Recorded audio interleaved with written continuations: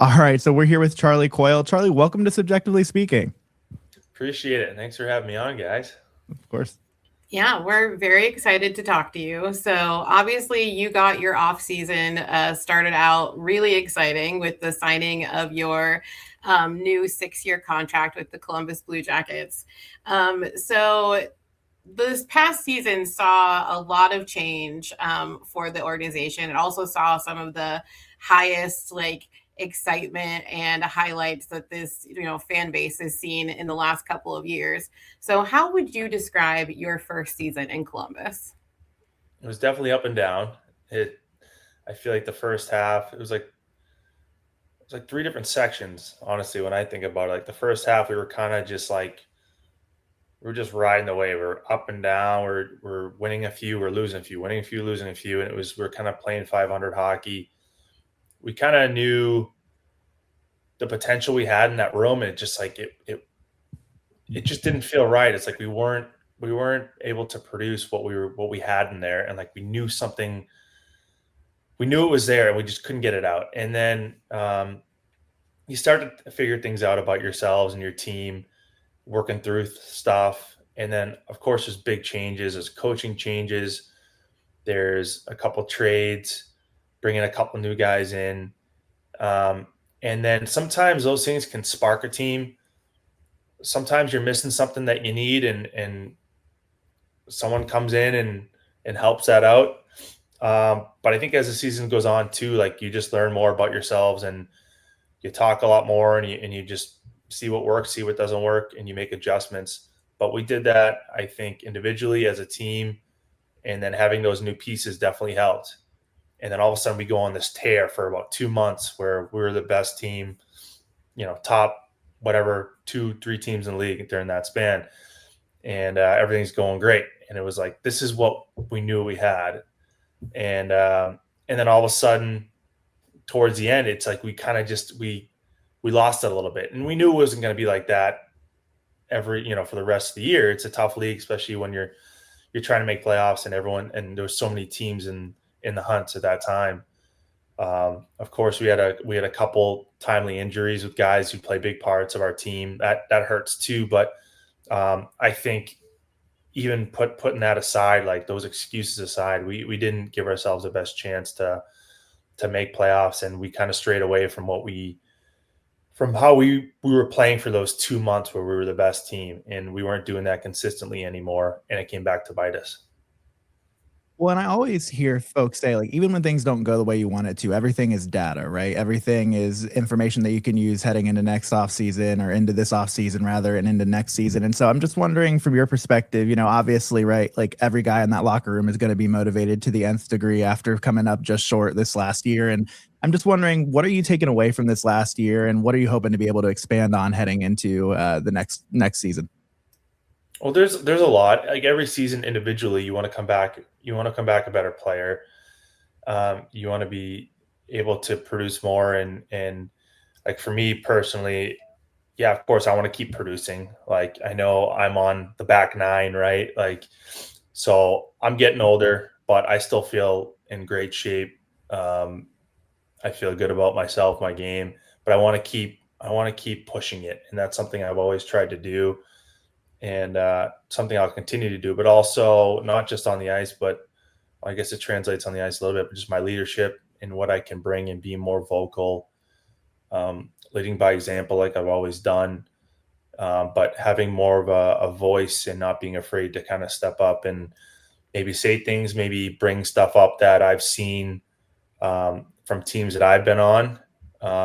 I think that's a useful thing of guys who have been not just playing for one organization. I've been around, I've seen this, I've seen that.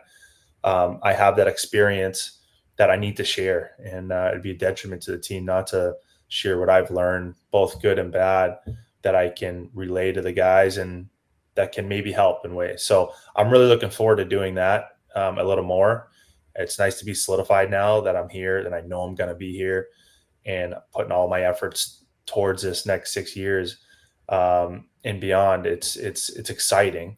So individually, but also as a team, like we need to realize and go over and figure out why we didn't get to playoffs, and what kind of deterred us off that path, and the path that we found and we're going on for 2 solid months. Like it wasn't a fluke that we were winning and we were playing the way we did. It wasn't like we did it for a game or two or a week or two. It was pretty solid consistently. It wasn't perfect throughout, but like overall, it was pretty solid. So we know it's in there. Like we know what we have and what we can bring. And now it's just about like not being stubborn about playing the right way. It's hard. Sometimes it's boring hockey.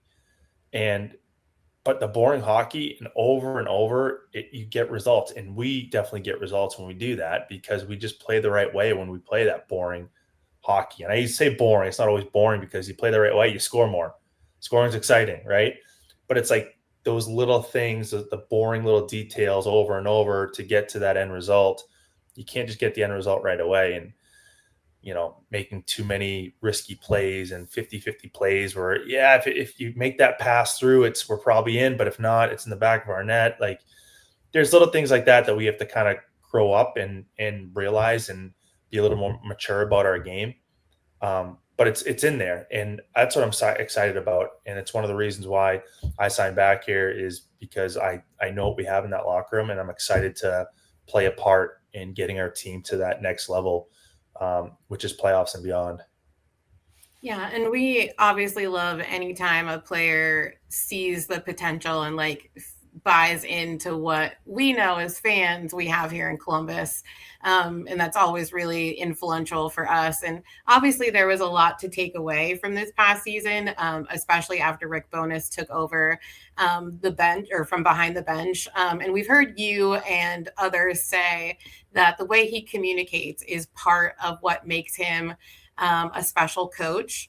So how does Bones communication style differentiate him from other coaches that you've had in your NHL career? Like essentially what's in the Bones Kool-Aid? It's special. Like I really love it was a half a year, but I just really it was like right out of the gates, honestly. And then it grew and grew, but what he brought is exactly what we needed. To kind of get everyone on the same page and just the communication part, whether it's with like the leaders on the team, the captains, or if a certain line, if he's just walking by in the locker room, like he's talking to you, saying something to you. I don't think it's in his being that he can just walk by someone without saying something or like giving you a tap on the shoulder or something like that. And it's refreshing. And like every coach is a little different. They all don't do it that way. And it's not like you need that way. That's the only way. I've seen a bunch work and not work, right? But that's just how he is, and I really love it, because he brings that, and that he's with you on this. Like we're all one. We're all going for the same goal, and he's just trying to get the best out of you. And he can hold guys accountable, which is huge too. Like he's not just this like buddy friend, tap you on the shoulder, talk to you, and shoot the crap a little bit. Like he'll hold you accountable, and that, and that's what you need. He brings those both sides that are so crucial and you need in a coach. So I was very, very, very excited that he was coming back, and then when I signed back here, I told him and I said, you better extend another 5 years because I want you for the full 6 I'm here. But the communication is just such a big thing, and just getting everyone on the same page. Like there shouldn't be any question, any hesitation, whether you're going over video or something within our system or anything. Like he always says his door's open, go in and talk to him about anything. And that's the best way to do it. And it's something that I've learned. Like I'm not an overly talkative person. I'm really not. And like, I don't like doing it. And especially with a coach, sometimes you're younger, you don't feel that comfortability. And, but with him, and maybe I'm older too. I mean, I know I'm older, but, you feel that with him right away, and just not afraid to, like, I could pick up the phone right now and call him, and I'd be like, no questions asked, like no hesitation. But you need that, and it helps you on the ice. It helps the team. Everyone knows where they stand, whether they're out of the lineup. He just brings that, and he's a hard guy not to like, and hard guy not to like to play for. Like you you have those guys and you want to win for them because you just know that you're all in it and you're all one team and he's on board. Well, absolutely. And I mean, it's clear too. I mean, we're on your team. If you can find a way to get him to stick around for 5 years, be our guests. If you want to keep beating that drum, we'd appreciate it. But I think, especially in all the coverage of your signing and extending in Columbus, I feel like every single time you hear somebody talk about just how, influential you were on the ice, because that was clear, right? One of your best seasons in the league. And like you said, you're not slowing down anytime soon, but you can't hear that without also hearing somebody say something along the lines of what a great guy you are off the ice, or what a great leader you are off of the ice. And I just wonder, you've been in the league for a minute. Are there any players that you emulate your leadership philosophy off of? Are there any guys that you maybe developed in the league around that teach you a little bit about how to lead in a locker room? And just with that in mind, how do you see your role kind of evolving with the Blue Jackets moving forward? There definitely is. Every captain or leader I've played with, I think they all bring a little something different. Like no two guys are alike. I played on teams where there's like the Boston team I played on with. Well, we had Chara there for a bit. I go on and on about Chara, but I think we kind of get everyone kind of knows how big Z is and what he brings and how he is as a person. Same thing with Patrice Bergeron. Like those are like they're on top. Playing on that Boston team with him, we have Brad Marchand, who's a little different than a Patrice Bergeron, the way he is, like different reps, but like both bring such good leadership qualities in their own ways. And then on one of the teams we had there, we had Nick Foligno, who was here. He was on our Boston team. You bring in another prior captain into that mix, and what he brings, it was like it was awesome. And just like you had so many different guys like to turn to and learn from and hear from and watch, and how they come to the rink every day and how they treat their teammates, how they really invest in the time to talk with them and create relationships, and knowing they really care about each other and one another. It was like that's so much of it right there. And that's like I didn't even say anything about like on the ice, that's all off the ice stuff, but all stuff that will translate when you have those relationships with people. You build trust, and then you build man, like I want to go out and play hard for that guy because he cares about me, I care about him, and then you play better. Like I've learned that over time, like that aspect of it. Having the leadership qualities to do that and build relationships. So it's something that I've tried to work on, and I'm continue to work on, but seeing it from previous people who I've played with and learned from. And then like a guy like Mikko Koivu, who I played in Minnesota, he had a short stint here. He was my first captain in the NHL, and just the professionalism that he had, and just how everyone kind of viewed him. Like when Mikko talked, you listened, and he could be very stern and just like, but he just had that high regard, and everyone respected the heck out of him. And he played the game the right way. So I take a little bit of pieces from everyone, and I try to take all the good qualities that you've seen and try to instill in yourself and kind of add to the tool belt. But I've gotten a really like to experience some of the players that I've got to play with and learn from has been very crucial for me. And again, that's why I have to relay those qualities and those things that I've learned to now where I am, the team that I'm on, to the guys that I'm playing with. So that's what I'm trying to do. I'm not saying I'm those guys at all, but I strive to be, of course. Who wouldn't? But I'm doing the best I can to try to relay those messages that I've learned, and that can help us down the road. Well, and I think from a fan perspective too, we've already been able to see the effect that you've had, especially on the younger core that the Blue Jackets have. And you can really see that in whatever line you're playing on, from the bench perspective, like from what we've seen from behind the scenes. So like, I definitely think that you are making a much larger impact than maybe you feel right now. But you can absolutely see it from the fan perspective. And it's why we're also excited that you're going to stick around for another 6 years.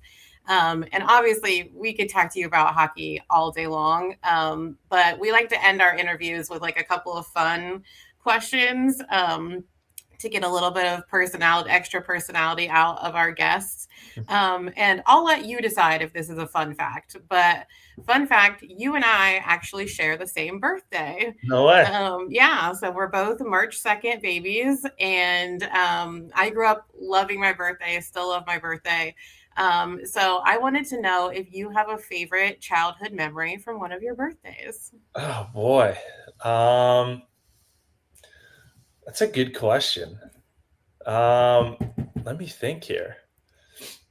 I always think, I don't know, it's not but people share the same birthday. Like my mom would always say, she'd be like, oh, Dr. Seuss's birthday is March 2nd too. So I was wondering if you knew that, because that's something my mom would always say. That's a tough one. I just kind of go back to like my birthday parties that I had and like stuff that I did.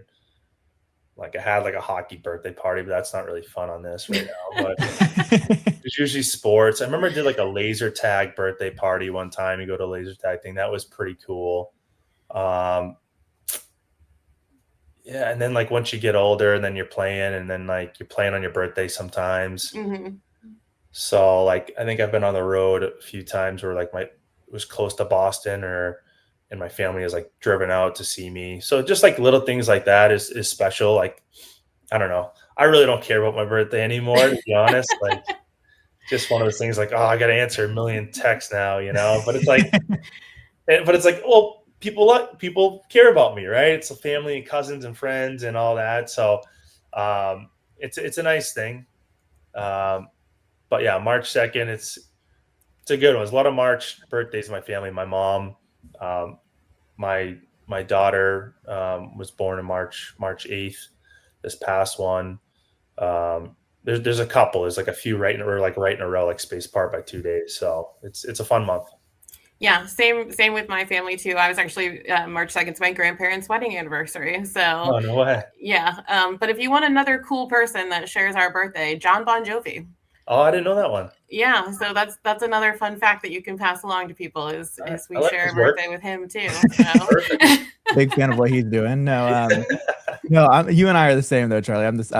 Birthdays for me now. I'm not good at it. Laura gives me hell for it every time. But no, last question we've got for you, and this one is one that like we're always like we give people an out because we know that we might be tapping into a little bit of superstition here. So feel free, you can tell us to kick rocks if need be. But we always ask our guests at the end of the show, obviously the Stanley Cup is the ultimate prize, and I always say when the Columbus Blue Jackets win it, because it's going to happen, and it's going to happen within the next 6 years when you're here under contract. And so, we always talk about the day that you get with the Stanley Cup. And so we ask our guests, if you could eat or drink one thing out of the Stanley Cup when you have it in your possession, what would the first thing be that you would choose to eat or drink out of it? That's a good one. My mind just goes to like my favorite food, which is sushi. I love sushi. Sure. But like now I have kids, so like my mind goes to like what could I have with like my daughters and eat out of, like what would they like? And I love my breakfast too. Breakfast is my favorite meal, and I love eggs. And cook my daughter eggs all the time. Simple, but just I love it, and she likes it, and she loves putting ketchup on it. So maybe we'll do ketchup and eggs, because we could pour a whole bunch in there and just go to town and grab a couple forks and go to town together. So I'd say eggs with a little bit of ketchup. She likes her ketchup. That's the thing you can help us all answer, is how many eggs can fit inside of the Stanley Cup. Yeah. I'm curious too now. I'm thinking about it. There's only one way to find out. Well, it sounds like we've got to get it figured out. Good deal. Well, Charlie, we really appreciate you taking the time. And y'all just get excited. It's going to be a fun 6 years. And so, Charlie, we're really excited to have you around, and look forward to having you around on the show again at some point in the future. No, thank you guys. This was really fun. So I hope I'm back. Hopefully you'll invite me back sometime. Absolutely. We'll add you back to the re-invite list. Perfect. Take care, Thank Charlie. you guys.